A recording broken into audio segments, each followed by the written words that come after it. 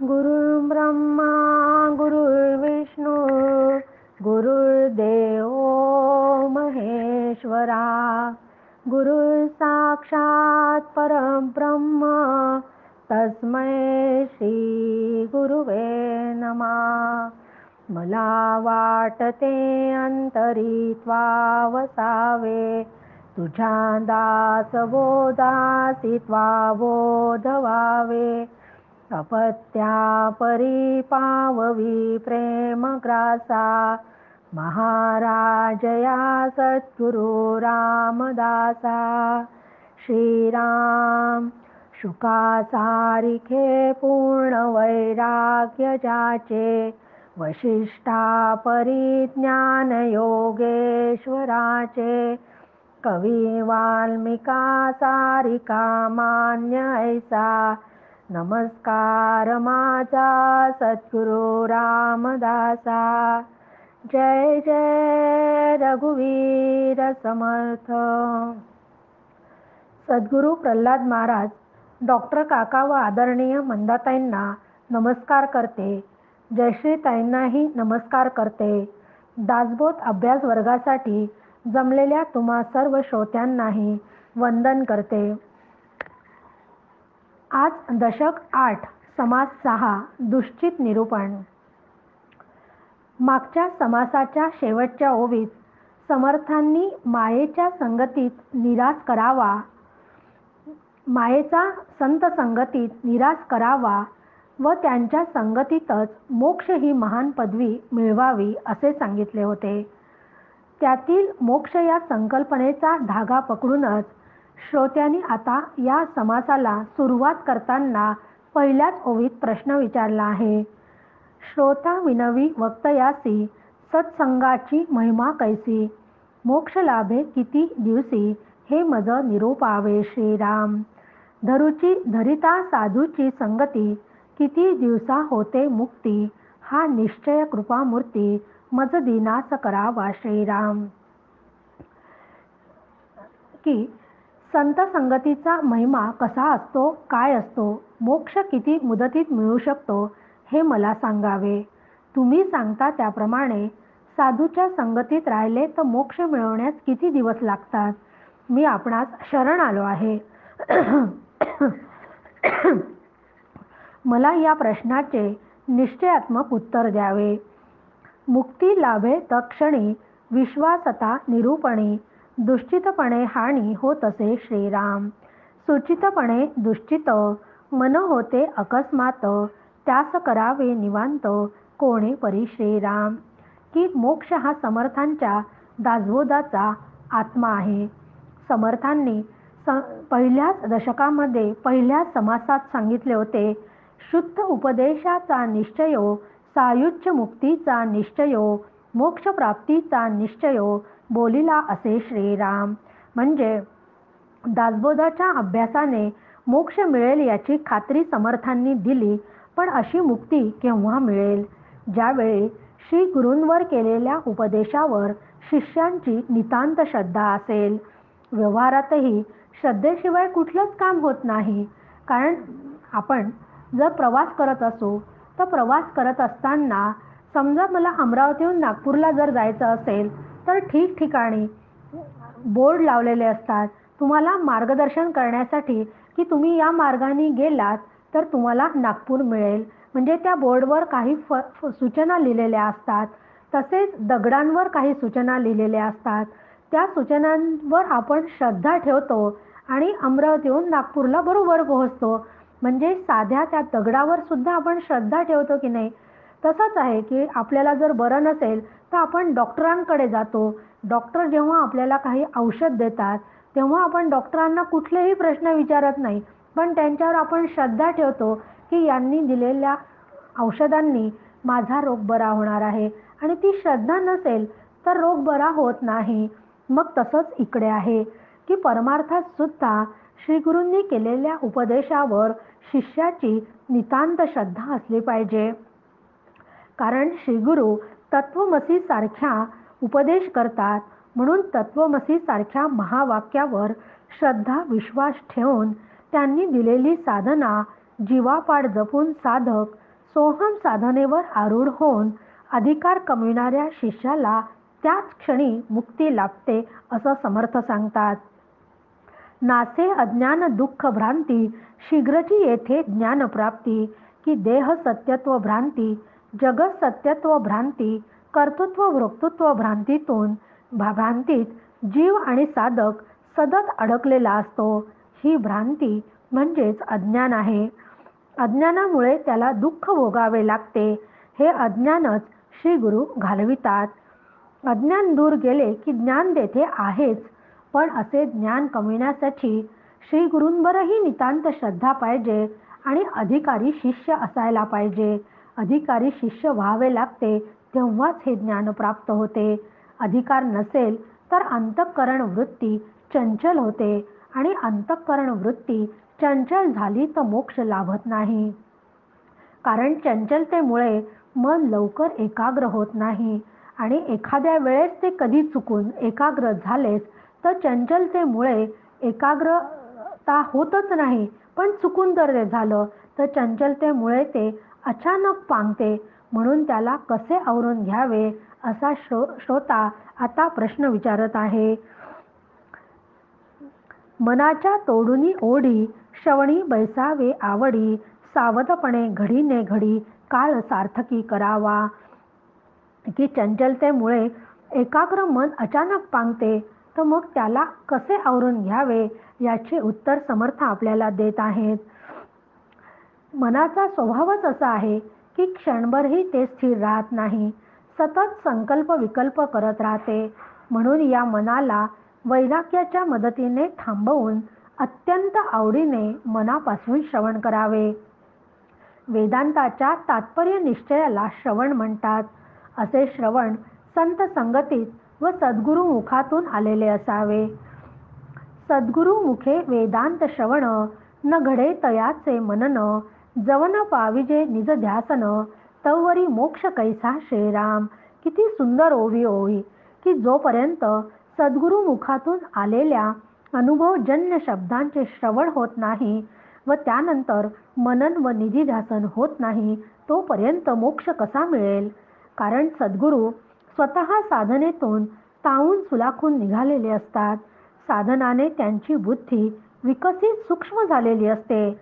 त्यामुळे अनुभवी सद्गुरूंच्या सांगण्यामध्ये अनेक बारकावे, छटा, तर्कशुद्धता असते. त्यांच्या मुखातून आलेल्या वेदांत शास्त्राच्या श्रवणाने गूढ परमार्थ सोपा होऊन जातो. वेदांत शास्त्र म्हणजे ज्यात अनेक प्रकारच्या युक्ती, प्रक्रिया, तर्क इत्यादी प्रकाराने विवेचन केलेले असते ते शास्त्र. मग जीवाच्या व जगाच्या खऱ्या स्वरूपाचा शास्त्रात पूर्ण निर्णय केलेला असतो. म्हणून श्रुतीची आज्ञा आहे, आत्मा अरे वा द्रष्टव्यः, श्रोतव्यो मंतव्यो निधिध्यासित्व. वेदांत शास्त्र ऐकल्यावर त्यातील जीव हा ब्रह्मच आहे या सिद्धांताविषयी बुद्धीचा निश्चय होतो, तेव्हाच श्रवण पूर्ण होते. म्हणून इथं 6व्या ओवीत समर्थांनी म्हटले आहे, अर्थप्रमेय ग्रंथांतरी शोधून घ्यावे अभ्यंतरी. दुश्चितपणे आले तरी पुन्हा श्रवण करावे श्रीराम. की अत्यंत श्रवणाचं महत्त्व सांगितलेलं आहे. की सद्गुरूंचे शब्द जशीच्या तसे श्रवणातून ऐकून आल्यानंतर ते आठवून त्याचे तात्पर्य व यथार्थ अर्थ स्मरणात आणून त्यातील वर्म जाणणे याला मनन म्हणतात. म्हणजे श्रवणानंतर मनन आलं. श्रवण व मनन दोन्ही झाले तरी त्या सिद्धांताचे निधिध्यासन झालेच पाहिजे. मननाने निश्चित झालेल्या सिद्धांताचे पुन्हा पुन्हा चिंतन करणे म्हणजे निधिध्यासन होय. म्हणून श्रवण, मनन, निधिध्यासन याच क्रमाने परमार्थ साधता येतो. त्यासाठी सर्वात आधी श्रवण अत्यंत शास्त्रशुद्ध पद्धतीने केले पाहिजे आणि तेही सद्गुरूंच्या, संतांच्या तोंडून ऐकलेलंच श्रवण केलं पाहिजे. कारण श्रवणाला अत्यंत महत्त्व आहे. कारण नवविधा भक्तीमध्ये सुद्धा पहिली श्रवण भक्तीच सांगितली आहे. कारण स्वरूप प्राप्तीच्या इमारतीचा श्रवण हा पाया आहे. तोच जर कच्चा राहिला तर त्यावर इमारत उभारणे कठीण होते. म्हणून श्रवणात ऐकलेला विचार वरवरचा अर्थ प्रसंगी बाजूला ठेवून सद्गुरू तत्वमसी म्हणजे ते तू आहेस असा उपदेश करतात. त्या उपदेशाचे प्रत्यक्ष साधनेत रूपांतर करताना त्याचा लक्षार्थ काय, त्याचा वाच्यार्थ काय हे लक्षात घेऊन सोहम साधना म्हणजे ते मी आहे असा विचार करावा. असा विचार लक्षात न घेता जो उगीचच ऐकत बसतो त्याला श्रोता न म्हणता मनुष्य रूपातील धोंडा किंवा पाषाण आहे असं समर्थ आपल्याला सांगत आहेत, म्हणत आहेत. येथे श्रोते मानतील क्षीण, आम्हास केले पाषाण, तरी पाषाणाचे लक्षण सावध ऐका श्रीराम. की श्रोत्यांना कदाचित माझ्या बोलण्याचा राग येईल, कारण त्यांनी त्याला श्रोत्याला पाषाण म्हटले आहे. मग तुम्हाला त्याचं दुःखही कदाचित होईल. पण आता त्या पाषाणाचा म्हणजे त्या धोंड्याचा एक सद्गुण आपल्याला समर्थ सांगत आहेत. वाकुडा तिकडा फोडिला, पाषाण घडून नीट केला, दुसरे वेळेसी पाहिला, तरी तो तैसाची असे श्रीराम. की एखादा ओबडदोबड दगडाला जर फोडून त्याला आकार दिला, त्यातनं मूर्ती तयार केली, तर काही काळानंतरही तो आकार तसाच राहतो. टाकीने खपली फोडिली, ते मागुती नाही जडली, मनुष्याची कुबुत्ती झाडली, तरी ते पुन्हा लागे श्रीराम. की एखाद्या हातोडीने तो धोंडाला आकार देतो मूर्तिकार, म्हणजे त्याच्या काहीतरी छन्नीने त्याचे तुकडे पाडतो. पण त्या दगडाचे जेव्हा तुकडे पडतात तेव्हा तो पडलेला तुकडा पुन्हा जर त्या दगडाला लावायचा म्हटला तर ते कदापिही लागणे शक्य नाही. पण माणसाचं कसं असते की माणसाला मात्र वाईट सवयी काढून टाकल्या त्या माणसाने तरी त्या पुन्हा त्याला जडतात. हेच या ओवीमधनं समर्थ आपल्याला सांगतात आहे. म्हणून सांगता अवगुण गेला, पुन्हा मागुता जडला, या कारणे महाबला पाषाण गोटा श्रीराम. की कोणाच्या उपदेशामुळे अवगुण सोडला तरी तो पुन्हा जडतो. म्हणून माणसापेक्षा धोंडा फार चांगला आहे असं समर्थ म्हणतात. कारण आपल्याला हेच म्हटलं तर खरोखर पटण्यासारखं नाही आहे की एक तर धोंडा म्हणणंही नाही आणि एकदा अवगुण असतात हेच आपल्या लक्षात येत नाही. कारण आपले अवगुण हेच आपल्याला बऱ्याच वेळा गुणच वाटायला लागतात. म्हणून समर्थांनी इथं सावध केलंय की संत किंवा अनेक लोक आपल्याला वेगवेगळ्या पद्धतीने व्यवहारात सुद्धा उपदेश करत असतात.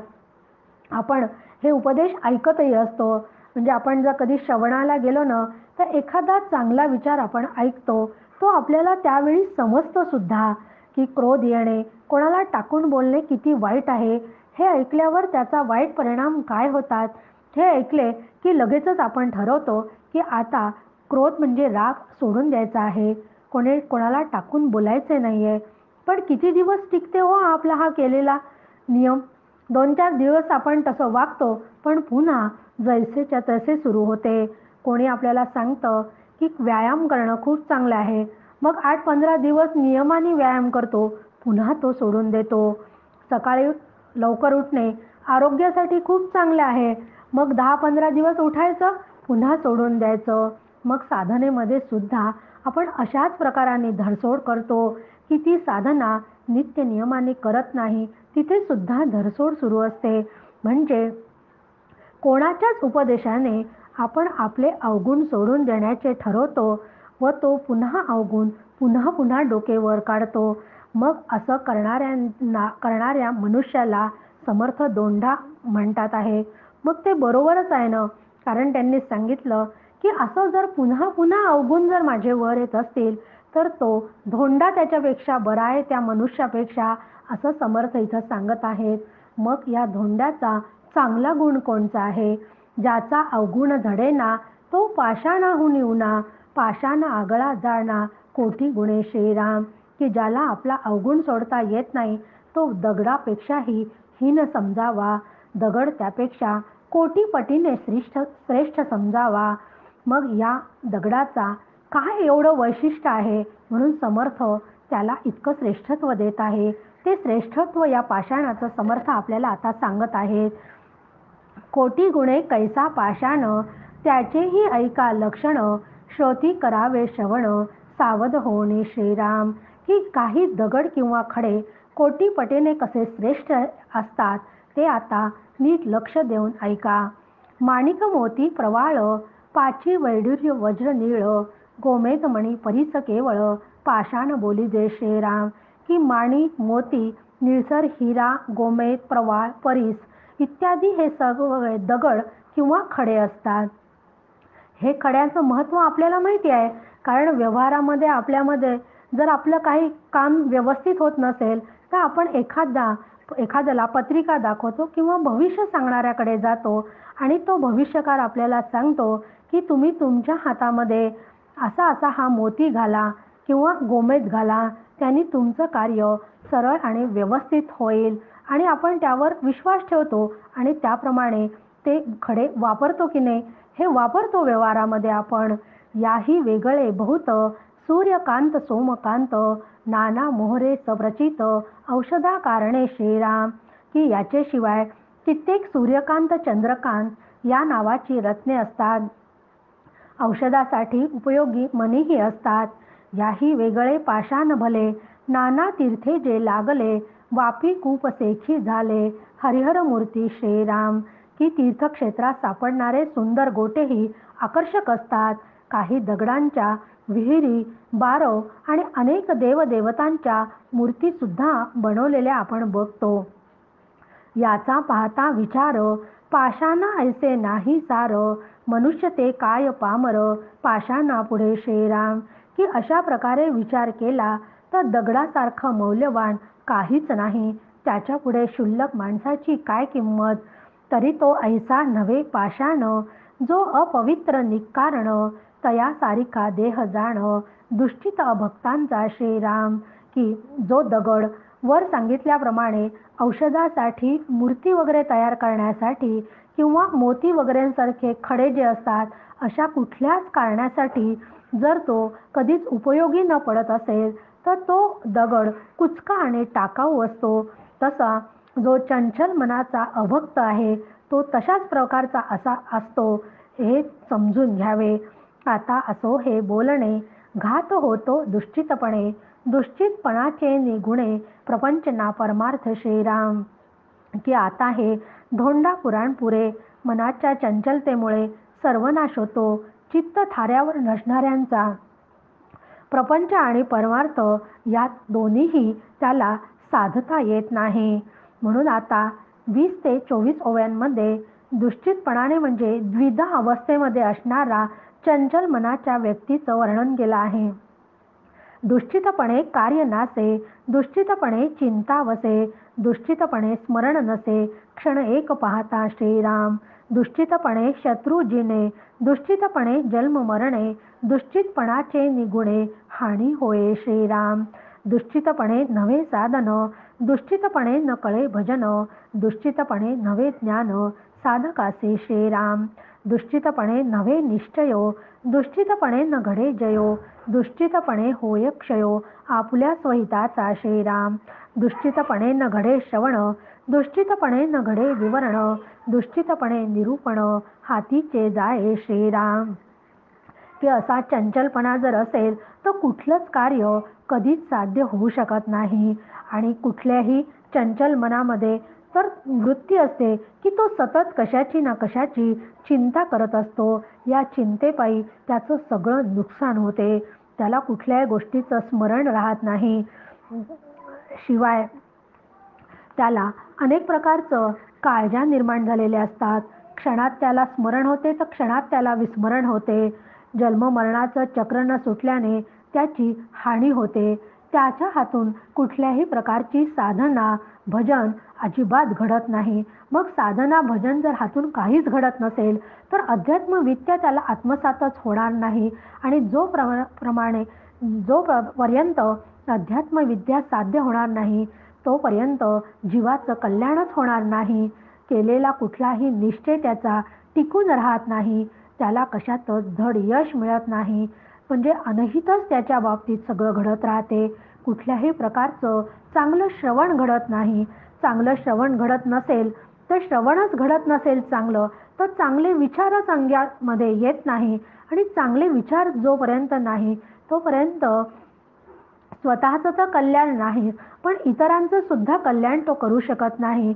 कारण श्रवण चांगलं नाही म्हणून विवरण करता येत नाही, विवरण चांगलं नाही म्हणून निरूपण सुद्धा विस्कळीत होते. म्हणजे अशी सगळी ही साखळीच सतत सुरू राहते. दुष्टित बैसलाची दिसे, परी तो असतची नसे. चंचळ चक्री पडिले असे, मानस तयांचे श्रीराम. की असा श्रवणाला बसल्यावर सुद्धा तो नुसता श्रवणाला बसलेला असतो, पण चित्त मात्र त्याचं थाऱ्यावर नसते. म्हणजे आपलेही कधी कधी होते ना, की आपण श्रवणाला मंदिरात बसलेलो असतो, पण चित्त मात्र आपल्या घरी असते. म्हणजे श्रोता शरीराने श्रवणाला बसल्यासारखा दिसला तरी चित्ताने तो तेथे नसतो. त्याचे मन चंचलतेच्या चक्रावर जणू काही गरगर फिरत असते. वेडे पिशाच निरंतर, अंध मुके आणि बधिर, तैसा जाणावा संसार. दुष्टित प्राणी यांचा श्रीराम. की एखादा वेडा किंवा माथेविरू असेल, आंधळा मुका बहिरा असेल, तर यांच्या त्या व्यंगामुळे त्यांना जीवनाचा उपयोग करून घेता येत नाही. त्याप्रमाणे चंचल माणसाचे जीवनसुद्धा चंचलपणामुळे व्यर्थ जाते.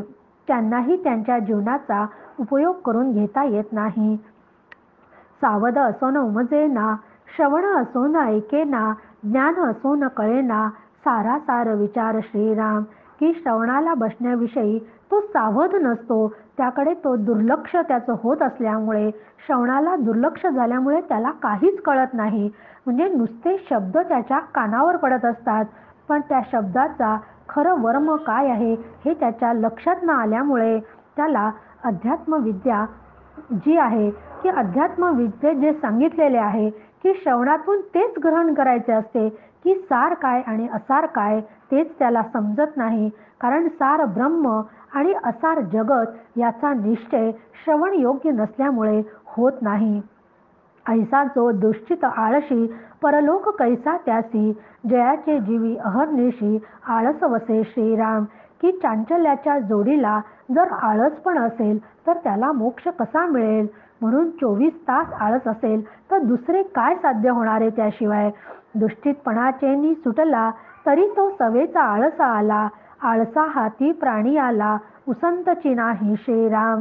कदाचित एखाद्या वेळेस चांचल्य थांबून आळसाच्या तो कचाटळ जर सापडला, तर आळशीपणात गुंतल्याने त्याला सवडच मिळत नाही. म्हणून 30 पासून आता काही ओव्या आता आळसावर समर्थांनी सांगितल्या आहेत. आळसे राहिला विचार, आळसे बुडाला आचार, आळसे नवे पाठांतर, काही केल्या श्रीराम. आळसे घडेना श्रवण, आळसे नवे निरूपण, आळसे परमार्थाची खूण, मळीन झाली श्रीराम. आळसे नित्य नेम राहिला, आळसे अभ्यास बुडाला, आळसे आळस वाढला, असंभाव्य श्रीराम. आळसे गेली धारणा वृत्ती, आळसे मळीन झाली वृत्ती, आळसे विवेकाची गती मंद झाली श्रीराम.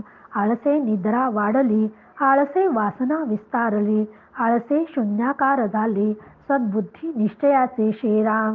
की आळसामुळे कुठलेच चांगले विचार मनात येत नाही. चांगले विचार जर सुचत नसेल तर आचार करण्याचा प्रश्नच येत नाही. विचार नाही तिथं आचार कसा घडेल. शिवाय आळसामुळे कुठलेही गोष्टीचं काही पाठांतर करायचं म्हटलं तर ते पण शक्य होत नाही. कारण पाठांतर करण्याचा सुद्धा त्याला कंटाळाच येतो. श्रवण तर तो चांगलं करतच नाही. श्रवण चांगलं नाही म्हणून तो निरूपण करू शकत नाही. मग परमार्थासाठी जे सगळं आवश्यक आहे की श्रवण कीर्तन त्याच्या हातून जर काहीच घडत नसेल तर अध्यात्मविद्या कुठेच कोपऱ्यात जाऊन पडते.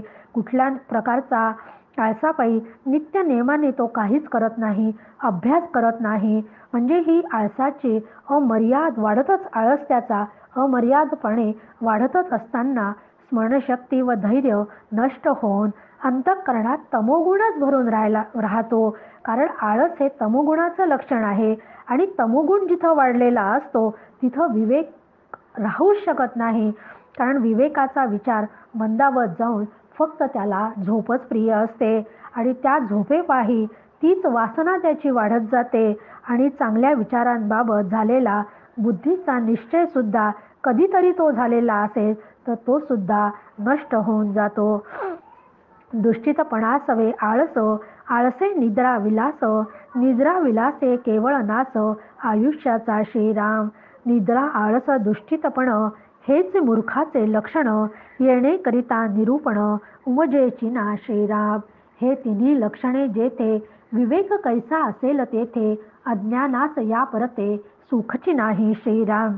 की आधी चंचल मन चंचल आहेच, त्या चंचलतेबरोबर आळस आणि आळसाने सतत झोप व झोपेने आयुष्याचा नाश होतो. झोप, आळस आणि चांचल्य ही तिन्ही मूर्खांची लक्षणे आहेत. आणि समर्थांना तर समर्थ हे तर माणसाचे शत्रूच आहे असं म्हणतात. त्यामुळे निरूपणादी श्रवणही घडत नाही. ही तिन्ही लक्षणे जेथे असतील तिथे विवेक कधीच असू शकत नाही. विवेकाला तिथं थाराच नाही. मग विवेक नाही तिथं अज्ञानच असणार आहे. मग त्यामुळे अज्ञान जसेच्या तसेच राहते. क्षुधा लागताच जेविला, जेवणी उठता आळस आला, आळस येता निजेला सावकाश श्रीराम. की आळसापायी भूक लागली की खायचे आणि खाल्लं की झोपायचं, एवढाच उद्योग त्याचा असतो. खाओ पिओ ऐश करो अशाच पद्धतीने त्याचं जीवन सुरू असते. निधन उठताच दुष्टित, कदा नाही सावचित्त, तेथे कैसे आत्महित निरूपणे श्रीराम. की झोपून उठतानाच वृत्ती चंचल राहून स्थिरपणे सावध होतच नाही. त्यामुळे निरूपणाने लाभणारे जे आत्महित आहे हे कसे साधेल? कदापिही ते शक्य नाही. मरकटापासी दिले रत्न, पिशाच्या हाती निधान, दुष्टितापुढे निरूपण तयापरी होय श्रीराम. की ज्याप्रमाणे माकडाच्या हातात एखादं रत्न द्यावं किंवा माथे फिरूक जवळ धन सांभाळण्याला द्यावं, त्याप्रमाणे चंचल चित्ताच्या श्रोत्याला श्रवणाचा उपयोग होत नाही. आता असो हे उपपत्ती, आशंकेची कोण गती, किती दिवसा होते मुक्ती सज्जनाचे निसंगे श्रीराम. की निद्रा, आळस व चांचल्य याचं प्रासंगिक वर्णन आता पुरे. कारण संत संगतीत राहणाऱ्याला किती दिवसात मोक्ष मिळतो या प्रश्नाचे उत्तर आता राहिलेच आहे. त्याचे उत्तर आता तुम्हाला देऊ असं समर्थ सांगतात. ऐका याचे प्रत्युत्तर, कथेसी व्हावे निरोत्तर. संत संगाचा विचार ऐसा असे श्रीराम. की आता या प्रश्नाचे उत्तर जाणून घेऊन श्रोत्यांनी ते नीट समजावून घ्यावे. संत संगतीचं महात्म्यच तसं आहे, म्हणून श्रोत्यांनी सावध होऊन ते ऐकावे. लोह परिसेसी लागला, थेंबुटा सागरी मिळाला, गंगे सरिते संगम झाला तत्क्षणी श्रीराम. या ओवीत समर्थांनी 3 उदाहरणं म्हणजे 3 दृष्टांताच्या साह्याने मोक्ष कसा तात्काळ मिळतो असं पुनश्च सांगितले आहे. की लोह परिसेसी लागला, परीस ही एक कवी कल्पना आहे आणि तो परीस लोखंडाला लागताच त्याचं सोनं होतं. त्याप्रमाणे स्वतःला अज्ञानी समजणाऱ्या शिष्याला ज्ञानी श्रीगुरूंचा स्पर्श होताच त्याच्या आयुष्याचे सोने होते. समुद्रातून वर उडालेला थेंब वास्तविक पाण्याच्या दृष्टीने समुद्रा एवढाच असतो, परंतु तो केवळ वर उडाल्यामुळे त्याला थेंब म्हटल्या जाते. परंतु तो केवळ वर उडाल्याने थेंब समजला जातो आणि तो स्वतःला अल्पज्ञ, अल्पसाक्षी, अल्पव्यापी आणि अल्पशक्ती समजतो. परंतु त्या क्षणी तो समुद्राला मिळतो, त्या क्षणी तो पुन्हा समुद्ररूपच होतो. जीवही स्वतःला अल्पज्ञ, अल्पसाक्षीच समजतो. पण श्रीगुरु जेव्हा त्याला उपदेश देतात आणि तत्वमसी म्हणजे ते तू आहेस हे समजून सांगतात व तू सर्वव्यापी, सर्व साक्षी, सर्व शक्तिमान व सर्वज्ञ असणारा ब्रह्म आहेस याचं ज्ञान करून देतात, तेव्हा तो शिष्य ब्रह्मरूप होतो. लहान नदी मोठ्या नदीला मिळते तेव्हा तिचे पात्र लहान असते, पाणी गढूळ असते. पण ती ज्या क्षणी मोठ्या नदीला मिळते त्या क्षणी मोठी नदीच बनते. त्याप्रमाणे स्वतःला मी पापपुण्य करणारा, अल्पयश समजणारा साधक शिष्य साधनेविषयी सावध, सतत प्रयत्नशील व समाधिकांचा अभ्यास करून त्याप्रमाणे वागतो असा दक्ष असणारा तात्काळ मोक्षास प्राप्त होतो, तो मुक्त होतो. म्हणून पुढची ओवी त्यांनी सांगितली, सावध साक्षपी आणि दक्ष तयास तात्काळची मोक्ष, इतरास ते अलक्ष लक्षिले नवचे श्रीराम. की जो सावध, साक्षेपी आणि दक्ष आहे त्याला तात्काळच मोक्ष प्राप्त होतो. पण जो स्वतःच्या अंतःकरणाची नेहमी तपासणी करतो, स्वतःच्या चुका कोठे होतात हे लक्षात घेऊन त्या चुका दुरुस्त करून साधनेवरचे मन जर पांगत असेल, तर त्यावरचे लक्ष ठेवून त्याला पुन्हा साधनेत गुंतवून आवरून घेतो. नाहीतर आपलं कसं होते, आपल्या स्वतःच्या चुकांपेक्षा इतरांच्या चुका काढण्यात तो कसा करतो, ही कशी करते, हे तपासण्यातच वेळ खर्ची घालतो. स्वतःकडे मात्र कधीच लक्ष नसते. जेव्हा आपण इतरांकडे बोट दाखवतो, तेव्हा स्वतःकडे 3 बोटं असतात हे पूर्णपणे विसरलेला असतो. म्हणून परमार्थात आधी स्वतःला तपासायचे, चुका दुरुस्त करायच्या व श्री गुरूंनी सांगितलेले साधन साक्षिकपणे जो चालवितो आणि त्या दोन्हीही मध्ये तो कधीही खंड पडू देत नाही, याविषयी जो दक्ष असतो त्यालाच मोक्ष मिळतो आणि तो मोक्ष मिळण्यास उशीर लागत नाही. असं न करणाऱ्यास मात्र स्वसंवेद्य ब्रह्माचा अनुभव येत नाही. म्हणून त्यांनी म्हटलं, इतरास ते अलक्ष लक्षले नवचे श्रीराम. येथे शिष्य प्रज्ञाच केवळ प्रज्ञावंतांना लगे वेळ अनन्यास तात्काळ मोक्ष लाभे श्रीराम. की मोक्षासाठी शिष्य साधन चतुष्ट संपन्न असणे आवश्यक आहे. त्यासाठी त्याची बुद्धी विवेकाने निर्णय घेणारी, अंगी वैराग्य, दृढ श्रद्धा, ग्रहणशक्ती त्याच्याजवळ असावी व अत्यंत शुद्ध अंतःकरण असलेला साधकच असावा. अशी बुद्धी असेल, असा प्रज्ञावंत व अनन्य शिष्य असेल, तर त्यास मोक्ष मिळण्यास उशीर लागत नाही. प्रज्ञावंत आणि अनन्य तयास न लगे एक क्षण, अनन्य भावार्थे विण प्रज्ञा खोटी श्रीराम. प्रज्ञे विण अर्थ न कळे, विश्वासे विण वस्तू ना कळे, प्रज्ञा विश्वासे गळे, देहाभिमान श्रीराम. इथे प्रज्ञा शब्द वापरला आहे. प्रज्ञा म्हणजे सूक्ष्माला जाणणारी बुद्धी. मग तिच्यातून उत्पन्न होणारा विचार एकाग्र होऊन सूक्ष्मामध्ये शिरणारा पाहिजे. अशी बुद्धी असेल तर विचाराने अनात्म वस्तू बाजूला सारून आत्मवस्तू ग्रहण करायची असते. मग ती ग्रहण होऊन तिची धारणा करण्याचे सामर्थ्य प्रज्ञेमध्ये आढळते. अशा प्रज्ञेने म्हणजे विचाराने अर्थाचा निश्चय होतो आणि तो निश्चय होण्यासाठी विचार शक्तिशाली असावा लागतो. मग श्रद्धेने विचार शक्तिशाली बनतो. बुद्धीमध्ये अनेक प्रकारचे विकल्प निर्माण होतात. ते थांबविण्यासाठी सद्गुरू वचनांवर विश्वास ठेवून विचार करावा लागतो. म्हणून प्रज्ञेला श्रद्धेची जोड अत्यंत आवश्यक असते. शिष्याजवळ केवळ उत्कृष्ट दर्जाची प्रज्ञा असून भागत नाही, तर श्री गुरूंविषयी व त्यांनी दिलेल्या शिकवणुकीविषयी अनन्य भाव, अनंत निष्ठा असणे आवश्यक आहे. कारण प्रज्ञा असल्याशिवाय गुरुवाक्याचे रहस्य कळत नाही व गुरुवाक्यावर अनन्य श्रद्धा विश्वास असल्याशिवाय ब्रह्माचे स्वरूप समजत नाही. म्हणून बुद्धी व श्रद्धा दोन्हीही असल्याशिवाय मी देह हा जन्मोजन्मीचा निश्चय गळून पडत नाही. देहाभिमानाचे अंती सहजची वस्तुप्राप्ती, सत्संगे सद्गती विलंबची नाही श्रीराम. की हा निश्चय गळून पडणे हेच ब्रह्मानुभवाचे स्वरूप आहे. कारण जग मिथ्या असल्याने पूर्ण सत्य नाही, देह सत्य नाही असा आजपर्यंत जो निश्चय होतो तो गळून पडतो. त्यामुळे व आत्मा सत्य आहे असा निश्चय होणे हेच ब्रह्मानुभवाचे स्वरूप आहे. असा निश्चय झाला म्हणजे आत्म्याला स्वतःमध्ये शोधण्याची तळमळ लागते. अशी तळमळ लागली व सत्संगती मिळाली तर माणसाच्या अंगी सद्गती प्राप्त होते. आणि असा निश्चय गळून पडणे हेच, अशी सद्गती जर मिळाली तर ती केवळ फक्त सत्संगतीमध्येच प्राप्त होते. म्हणून समर्थांनी इथं पुन्हा सांगितले की सत्संगे सद्गती विलंबची नाही. सावध साक्षेपी विशेष प्रज्ञावंत आणि विश्वास, तयास साधनी सायास करणेच न लगे श्रीराम.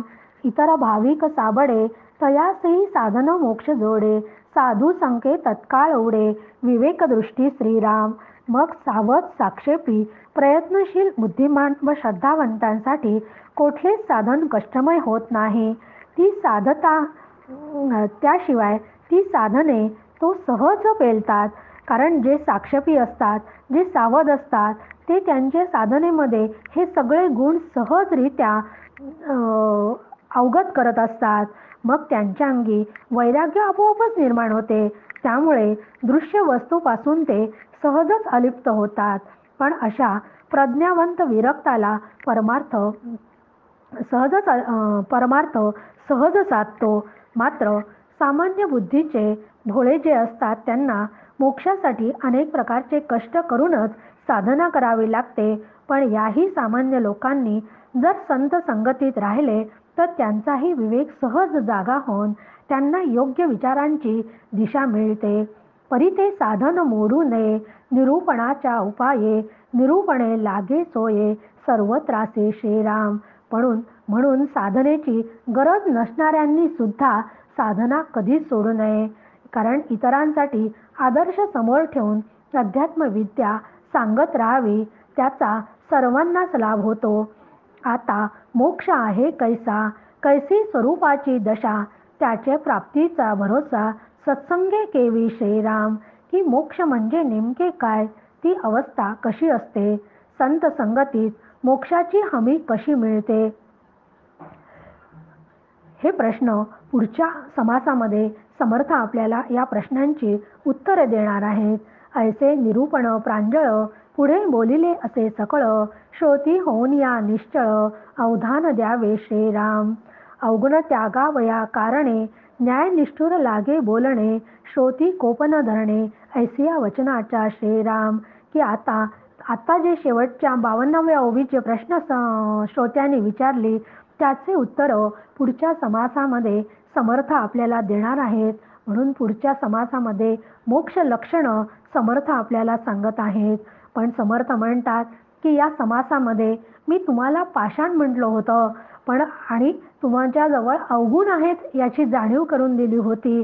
पण याचा जर तुम्हाला राग आला असेल, यामुळे तुमचं मन जर दुखावलं असेल, तर तुम्ही सगळ्यांनी मला माफ करावं.